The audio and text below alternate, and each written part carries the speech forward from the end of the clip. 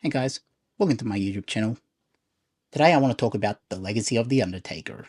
And in particular, a lot of people weren't understanding why Undertaker was chosen over Stone Cold Steve Austin in the main event of WrestleMania 40. Why did The Undertaker chokeslam The Rock? Well, to a lot of non-wrestling fans and a lot of newer wrestling fans and a lot of even Attitude Era fans, Steve Austin seemed like the logical choice to choose. Obviously, the storied rivalry of The Rock and Stone Cold, it would have made sense. But after seeing The Undertaker come out and chokeslam The Rock, when you hear that gong at WrestleMania, the right choice was made. And here's why I think the right choice was made. So that ties into the legacy of The Undertaker.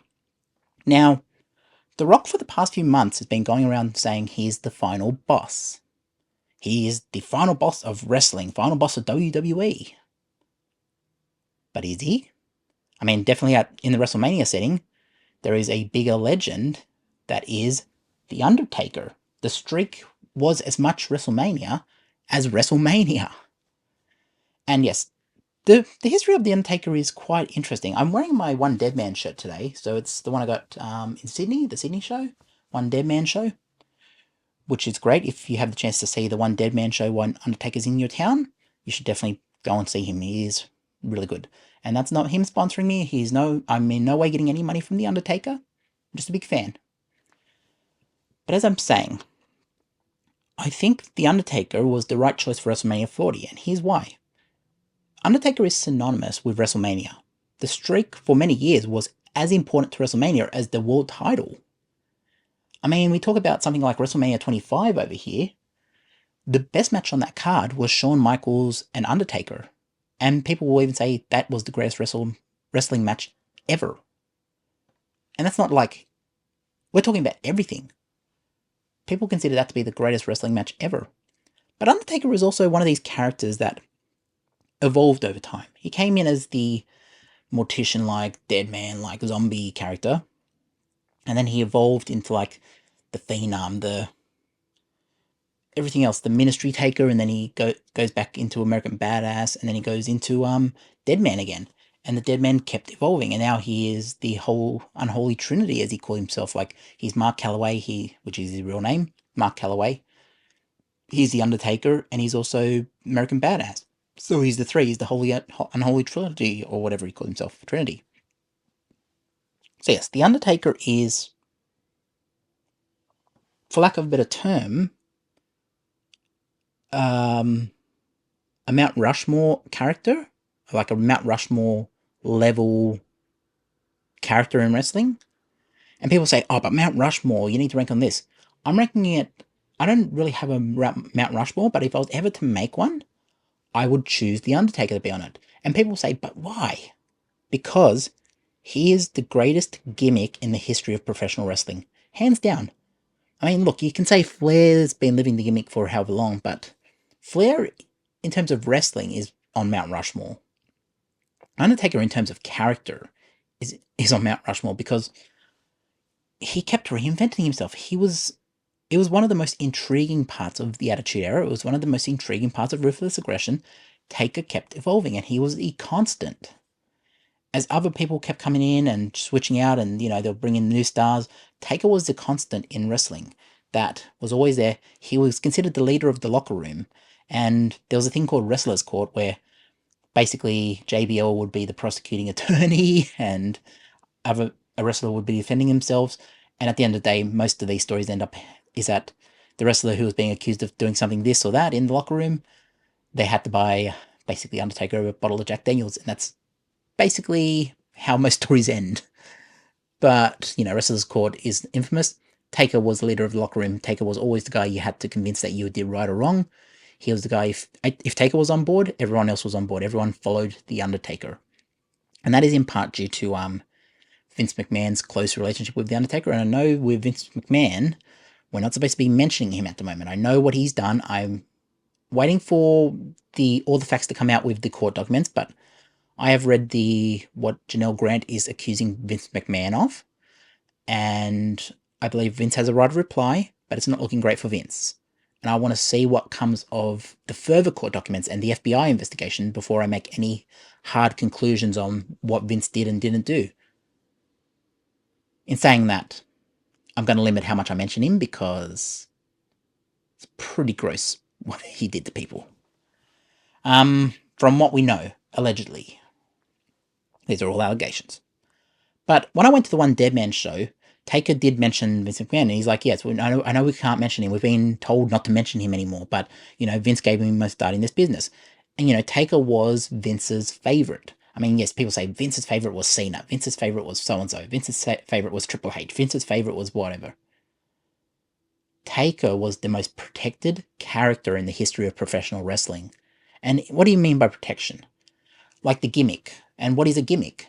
A gimmick is the character you play on television. Like, yes, Mark Calloway is a different person in real life. I'm sure he has a lot of the same characteristics that played into The Undertaker. But in real life, he's not digging holes and burying bodies and setting things alight. That is not who he is in real life. But, there are aspects of that character. And his gimmick on air is that he is The Undertaker. And why is he so legendary? Why do people just get so emotional when they see The Undertaker? I mean, the best pop of WrestleMania 40 was when The Undertaker's gong hit, and you hear that pop from the crowd, and it's just like, you get goosebumps thinking about it. Like, I've got goosebumps right now. Like, that's what you live for as a wrestling fan. And I wasn't there. Like, I'm in Australia, but to see it on air and just, you feel it through the screen, it's like, oh my god, The Undertaker, like, that huge part of my childhood is, like, right there. When I went to the One Dead Man show, I kind of kept I kept getting his attention because I was saying stuff like, I was playing along with him. Like, if he was telling a story, I'd go like, oh, he's telling a story about Roman Reigns. We're still the ones. And he'll just look at me and just give me this look. But look, Taker's a great guy. Like, there was people heckling him on stage, and it's like, you don't interrupt The Undertaker. It's like, yes, if he's telling a story that he wants interaction back from the crowd, then you go like, yeah, we're still the ones, or whatever. You play into that. But don't interrupt The Undertaker while he's on stage. And he was like, don't be. He called it out to the crowd. Someone called out something, and he said, hey, this is my show. Like, he told him in more words than that, hey, shut the hell up. But, it's all fun. He understands the thing. But we all love The Undertaker. Like, for a lot of us, he is our childhood. When I started watching wrestling, I didn't know The Undertaker until WrestleMania 20. And you might say, oh, but what? I started watching late 2003, so after The Undertaker had his Buried Alive match with Vince at Survivor Series and Kane did what he did, I started watching roughly around that same time or not long after. So I didn't really get to see The Undertaker until WrestleMania 20. And then when I saw that, I was like, because I thought Kane was going to win. I didn't really know too much about The Undertaker. And then you get into the character and you see him tombstone Paul Heyman on SmackDown after that. And it's like, that character was so much a part of my upbringing as a preteen and whatever, that you just kind of get into it. And people say, but you're a grown man, you're watching these wrestlers and it's all fake and all that. It's like, yes, but in terms of story, you're telling me you don't watch Marvel? You don't watch DC? You don't watch any movies? You don't watch television? What do you think all those are? Yeah, I could say Walter White's fake as well. Doesn't mean you're going to enjoy it any less. And The Undertaker is one of the most intriguing characters in wrestling history. In terms of all the stories he's been in through the years, Taker is up there with the greats. As I said, he's a Mount Rushmore figure. And, matches like Shawn Michaels HBK, wrestling fans can go back and watch those again and again and again and again and again. The way wrestling is different to UFC and other sports is that you can go back and rewatch these. There's a story that ties into it, and you can get emotionally invested in the story. That's why people go back and watch Breaking Bad and watch 24 and watch Game of Thrones again. It's like, even though, people probably don't want to watch that last season. But you know what I'm saying? Like, there are reasons why wrestling fans get into it, and Taker is the ever-constant figure in wrestling. So yes, his legacy is that he is one of the GOATs. And I'd say he's even the greatest of all time in terms of characters. Not in terms of wrestling. I mean, he is a great wrestler as well, but I think in terms of characters, he's number one. Like, nobody had a more longevity in terms of a character that wasn't themselves. Like Flair played essentially a more exaggerated version of himself, but in terms of a character that wasn't, he would have been some aspects of him in there, like BSK and all that, like, you know. But in terms of the character, I believe he's probably the greatest of all time in terms of character. And people say Rock, Austin. Rock and Austin were there for like what, 7 or 8 years. Taker's been there for 30 odd years. I'm just saying, it's, yes, I do agree. Austin and Rock as well could be in the conversation, but character-wise and longevity, Taker is like decades. And that's why wrestling fans get emotional, and that is his legacy. The streak is obviously a big part of his legacy, which I haven't mentioned too much, but he went 21-0 at WrestleMania before Brock Lesnar ended the streak, or was it? He went 20-0?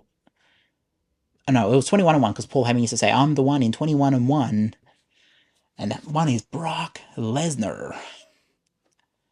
But, you know, the streak, legendary. Outside of the streak, he was a massive part of every era of wrestling. Attitude, PG era prior to WCW and the whole Monday Night Wars. He was a big part of that era. Big part of the Attitude era. Big part of Ruthless Aggression. Big part of the PG era. Kind of the Authority era. I don't know what that one's called. Did they call it the Reality era or something? But he was still a big part of that. He wasn't on the air every week, but, you know, WrestleMania was still a big part of, still the biggest pay-per-view of the year, and Taker was the biggest match of the year at that most years, even when the world title was on the line. Undertaker's streak would overshadow the world title. And that's what I mean, like, Taker, to me, his legacy is that he is ingrained in our childhoods, he's ingrained in every wrestling fan. That's why when you hear that gong go off and you just see, yes, we were all saying, oh, Austin's going to come out. I was guilty of that. I was saying, oh, Austin's coming out to stun The Rock. I can see it coming. But man, oh man, we didn't know we needed The Undertaker until it happened.